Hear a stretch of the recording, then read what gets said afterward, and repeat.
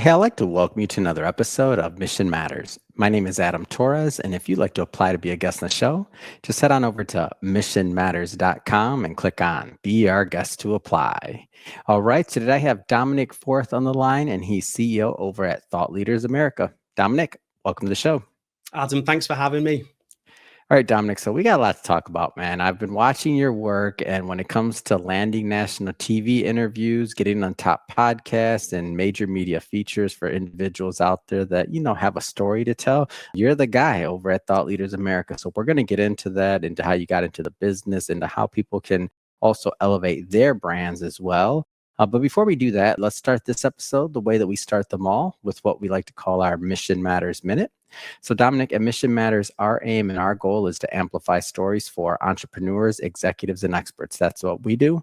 Dominic, what mission matters to you? The biggest mission for me is helping entrepreneurs and leaders really tell that story that's inside of them that can help transform other people's Mm. lives. Really live a life of gratitude and just being grateful for everything that we have. And then taking that a step further and just helping to do good within the community. And I say community, but much further beyond that, across the country. Mhm. So we get to work with some incredible social impact causes. And our mission is helping that piece of each of us that Yeah. has that purpose to be able to do that.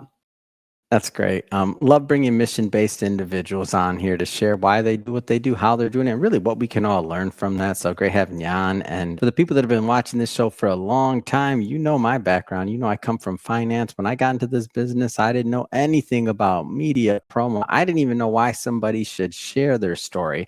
In fact, when somebody would tell me to share my story, to do something like that, I used to laugh at them and say, like, why would I ever want to do that? Like, who cares about my story? I'm not a celebrity or an athlete, or I'm not like that person. But through the years, I've learned otherwise. That why I know that I'm still not an athlete, Dominic. So don't worry, you're not dunking a basketball anytime soon. And that hasn't changed.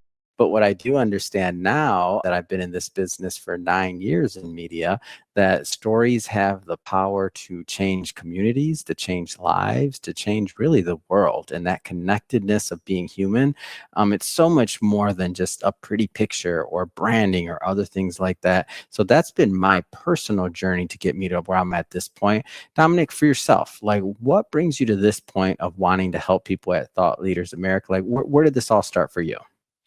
Yeah, you bring up a great point because quite often, I meet entrepreneurs and founders who are they're burnt out or they're fatigued or Mhm. just tired. And what I've Yeah. found is when the work that you do aligns with that course, mission, and purpose, work stops becoming work. It Mhm. becomes something that is energizing and empowers you. And so it's something that I didn't realize I had inside of me. I used to just sort of automatically help people. I'm the Mhm. sort of guy that would like see something happening in the street and immediately, act, and so I've always had that in me to help other people.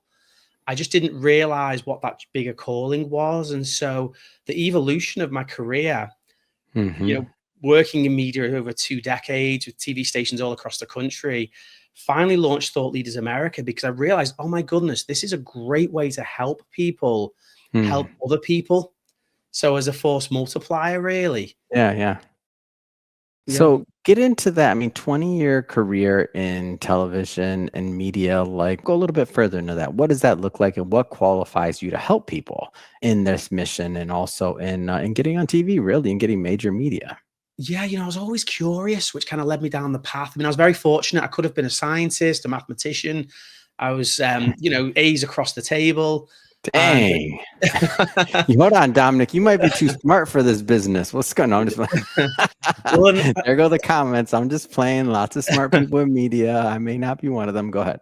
well, then I started to go down the science route, and then I just realized I was very curious about other people and their stories, and I love Mhm. to travel as well. Yeah. And so that natural curiosity meant I would be finding out things about people and connecting people and helping people as well. And Mhm. so for many years, I was helping businesses leverage media, the audiences, and generating, not to toot my own horn, but like tens of millions of dollars, if not hundreds of millions of dollars over Mhm. my career. And so you learn a lot through that. You learn about psychology, not of just only the individual, but mass psychology of large Yeah. audiences. Advertising on a local news spot's a lot different than advertising in the World Series or the Super Bowl. Mhm. And I've done both. And so after a while, I went through the ranks of management and then got recruited to start consulting for TV stations and doing Mm. really high level research. So focus groups, quantitative studies, spokesperson evaluations. I mean, you name it, right across the Yeah. board. So now there's a macro view of everywhere from New York to LA, coast to coast, everywhere in between, seeing all the data. How does Mm. someone in Oklahoma respond to a commercial or an ad or a message versus somebody in Spokane, Washington, or New Mm. York or Florida? Yeah. And so you realize there's so many nuances about human behavior, but there are also some core themes as well. And I didn't realize at the time I was building some tremendous relationships, just great friendships, really. Mhm. And during COVID, like many people, I was ready for kind of a transition. And I had a Mhm. friend of mine was writing a book, and he was trying to get some TV coverage. And I Mhm. said to him, "Oh, it's easy. Just I'll call these 3 people for you, and I'll get you booked." Yeah. And he stops and he says, "You can do this." I was like, "Oh yeah, I used to work with that person. They were in the newsroom. They were in the production suite." And he's like, "Oh my goodness, like you should build a business around this. Do you know how many people you could help?" Wow.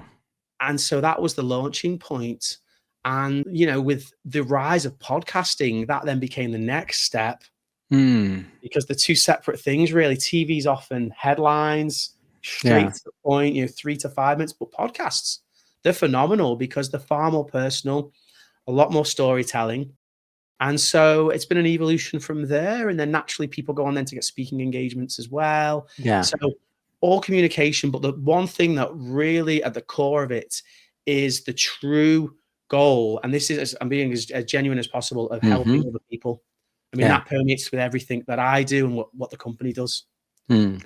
Dominic, one of the things like you talk about that 3 to 5 minute spot, I know it's something that makes also your company pretty unique is that you do media training and things like that. So like to even prepare people for that 3 to 5 minutes, let's just say time to shine on TV.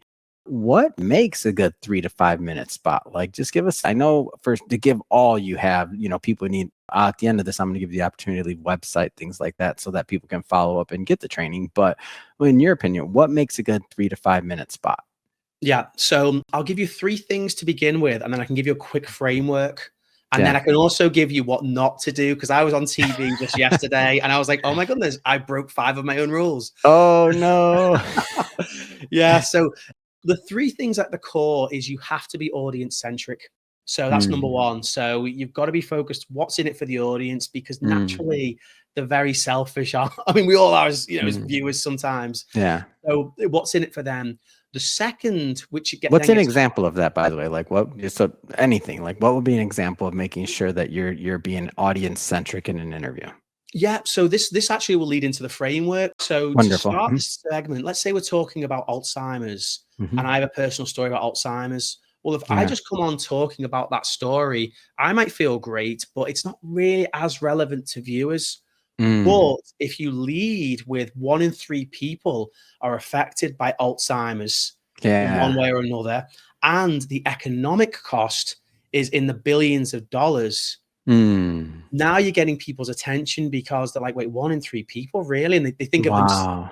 is there a caregiver or is there an actual person they know that's Or suffering? does somebody in their family have it? Or like now you kind of hit them in the heart. That's amazing. Go ahead, continue. Mhm. Yep, yep. And so then you get into the personal story of this has affected me personally, and here's Mm, the burden because often on the caregiver, it's actually harder on the caregiver than there's a statistic out there actually that caregivers pass away often, not just with Alzheimer's, but with any type of illness because it's mm, so demanding.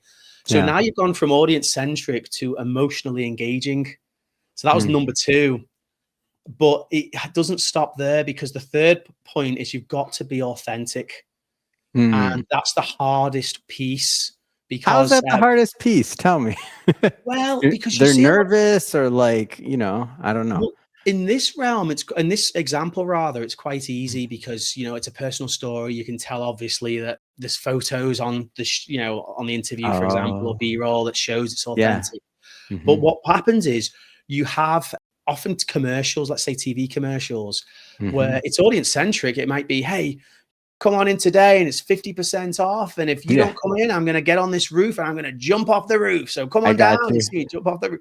I mean, that's an extreme example, you But it know? works, and we're still talking about it. No, go ahead. Well, we are, I'm but then just playing, I'm just playing. we're talking about it. But at the end of it, is it or are you Yeah. say, you know, or I don't want to pick on attorneys by any means, but there are some ads for attorneys where it's, you know, if you're in a wreck, you need a check, and I'm going to write you a Yeah. check. And again, it's audience centric. Like, oh my goodness, if you're in an accident, it's very, you know, audience centric. It's emotionally Yeah. engaging because you got, you know, something But very is it emotional. authentic? I get you, I get you. Yeah, yeah. But that's the hardest piece, and that's why you need a coach because Hmm. bringing out that authenticity, people are very guarded. Yeah. You people don't want to because oh well, no one's interested in that, or that will make me look weak, or does that make me look Yep. vulnerable? Or I don't want to boast or brag, and it's like, wait, you've achieved this, this, and this in your career, and you don't want to brag. Mm. That's incredible. You have to tell everybody that story. Yeah. Yeah. And by the way, thank you for that. That's you gave us a quick little 2-minute master class on what to do and what to be working on when we're talking about a 3 to 5 minute spot where, you know, when somebody prepares for that, like this is a great framework. And I know you have more to offer there, but I want to kind of, I don't know if I should use the word juxtapose, but let's compare that maybe to, or just even get into what a good podcast interview would look like. Cause now you have much more time to work. Like there are many more components there and you can really build. Cause an average podcast, in my experience, at least, you know, 30 minutes to an hour. So you got some time there. What are some of the ingredients that make that successful? You know, I was just workshopping this as well, and there are Mm, different approaches to take. And what I love about podcasts is I feel like there is so much more authenticity to yeah, podcasts because you can sometimes fake a short amount of time, like a 30-second commercial, actors can fake that, but for 30 sure. minutes, it's a lot harder to fake. And so Yeah. what I'm finding it's really effective for audiences is, you know, starting with that hook, you know, at the beginning, what's in it for them, and Hmm. then transitioning into why is this person qualified to kind of how we are at the moment, we're segueing into Yeah. that piece. And then you can transition. And this is what I love about podcasts. Like sometimes it just flows and Hmm. there's one topic matter and it's a great Yeah. conversation and the audience starts hanging on to that. Other times, you know, you can sequence through and say, well, this person's qualified, but tell me about the results they've been able to generate, or tell me Mm, the stories or the story behind the stories. mm, And so that's really crucial. And often I think we sometimes we don't do a good job almost of people sometimes self-promote, but they also don't talk about the yeah. opposite consequence. What happens if you don't do this? Hmm. And so sometimes I have to explain that to clients is, well, you know, it's not all about self-promotion. You've also got to share the risks about Yeah. doing. And from there, I think the final sort of, if I was to do a you know, piece Yeah. framework for this. And then I think the final one is just where people can go for more information. How can they follow the guest and things like that? Hmm.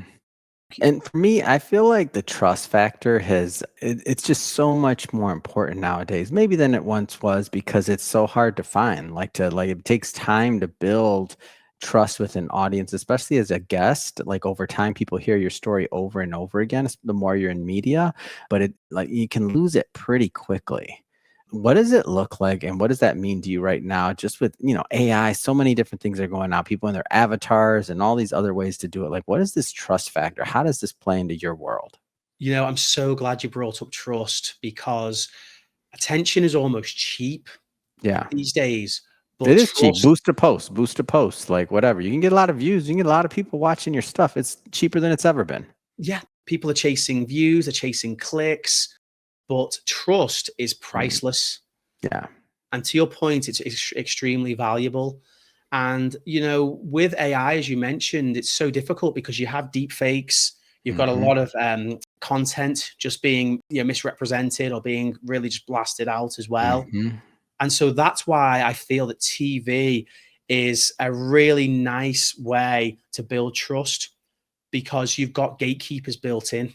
Mm-hmm. Same with podcasts, looking for credible hosts like yourself who we know you've done your research, you've vetted the person, you know that the claims they're going to make are legitimate. And so trust is such an important currency. And audiences are reacting to that as well. Yeah. Audience want relationships where, the host or the interviewee can be, they're speaking from the heart, Mm-hmm. there's a genuine connection there. And the goal is really by building that trust, you can build a whole group that's not only just fans or customers or clients, but really ambassadors Mm. for you and your brand. I mean, that's how powerful TV and podcasts For are. sure. Mm-hmm. Yeah. Yeah. And I guess in tandem, let's talk about thought leadership, because trust and thought leadership, I would say they're kind of going in tandem nowadays. Like without, and this is my opinion, without a certain amount of thought leadership, whether it's having a book out there, whether it's having a TV spot, whether it's having some podcast interviews out there, it's almost hard to call yourself up to date when it comes to doing business in this day of AI and otherwise, like not being on social media, not being able to be found on Google, or when somebody puts your name into Chat GPT, if you're a ghost, kind of shows that you're out of tune. That is a type of personal brand. It's called out of tune with the present world. And sometimes people don't want to do business with that. Depends. Now I know there's cases on that and people that would argue the opposite, which could be true, but overall, if you're a business owner, if you're the head of a company, like you got to get with it and do. And it doesn't have to be being on a show like this or doing a lot of like, I think influencer work, if you will, but like thought leadership and being an influencer are two different things. There might be some overlap, but very different. Yeah. It's almost expected now that people have an Hmm. online digital presence. I saw research recently where people are spending anywhere from 8 to 10 hours with a brand or with a personal brand before they're even making a purchasing decision. It's really increased dramatically, and it's hard. I totally get it for a lot of leaders because you're running the business, but it's one of the most critical components to growing the business because the Hmm. way the audiences are reacting is they expect to see some form of digital presence. They want to get to know you Yeah. before they even reach out and fill out a contact us form or request a call. Yeah. And so the other piece as well is what's happening with AI is a huge shift. So you have Hmm. AI today, this blew my mind. It is identifying problems that humans don't even know exist yet. And AI is solving those problems before a human even touches it. Hmm. And so what's going to happen is almost an existential challenge or crisis for a lot of people because suddenly their day-to-day work is going to become almost completed for them. Hmm. They're going to be comfortable. It's going to be to a point where they, financially they're fine, they're okay, Yeah. but now they're going to be very unfulfilled because the day to day. So, what's the purpose? What's the meaning of life almost for this Hmm. person? Yeah. And so that's also why thought leadership is so important and why I would start investing in it now Mm. because you'll number one get a head start on a lot of positions which we're already starting to see get cut.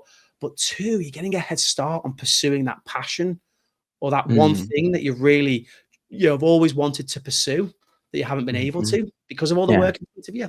So it's going to be a huge shift we're seeing. Yeah.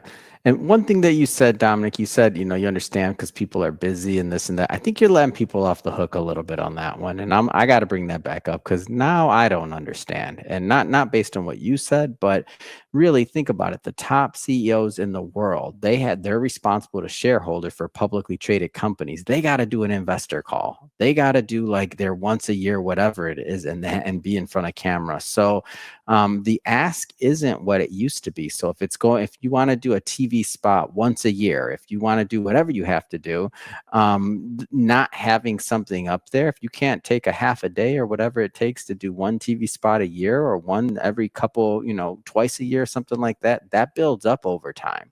So if you can't spend that much time on your brand, it's not an excuse. Your competitors will. Your competitors will. And that's why we see in other like companies, sometimes you wonder, you're like, wait, how this one? They came out of nowhere. Now they're everywhere.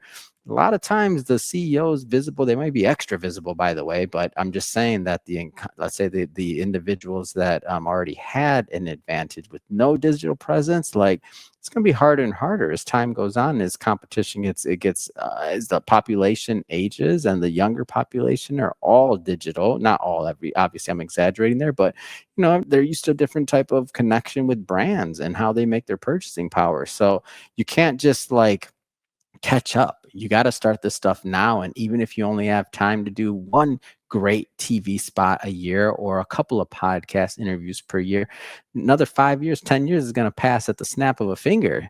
You need to get those things done now and put it into your marketing and all your plans like now. Like, don't wait.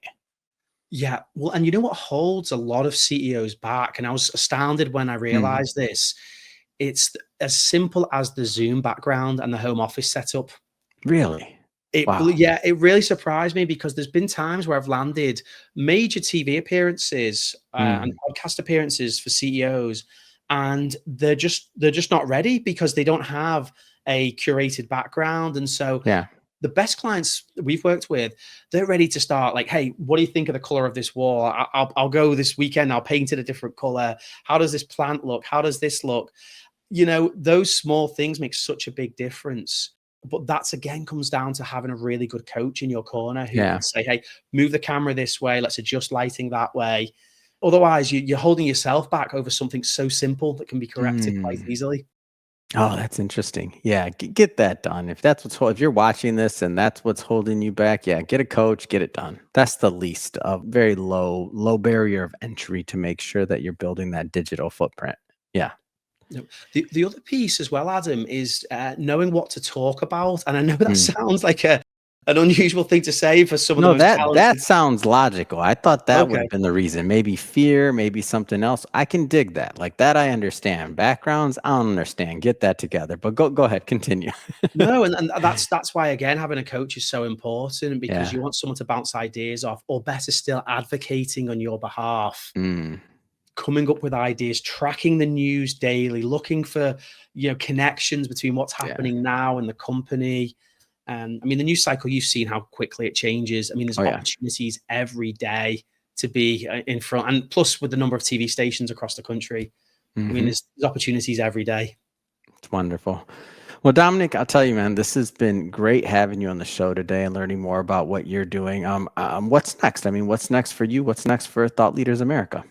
Yeah, it's funny because at the start of this year, I realized I need to start practicing more of what I preach. And so as I'm talking about examples of other people on TV, I'm actually going on a media tour myself, really excited about it. And then Thought Leaders America, we're expanding. We're expanding just as rapidly as the number of podcasts all over the country expanding. Our goal is to launch 2 new concept podcasts. So they'll be coming out towards the back end of this year. Yeah. And then transitioning into more events next year. We have a lot of clients that go to events and we support them there. And that's a big focus of ours, is giving them even more support as we go into 2026. Yeah. That's amazing. Well, Dominic, again, thank you for coming on the show today. How do people follow up? How do they connect? How do they land their national TV spot with you? Yeah, well, you can connect with me anytime on LinkedIn, Dominic Forth, and our website for Thought Leaders America. Super simple. It's just thoughtleadersamerica.com. And that's all one word, thoughtleadersamerica.com.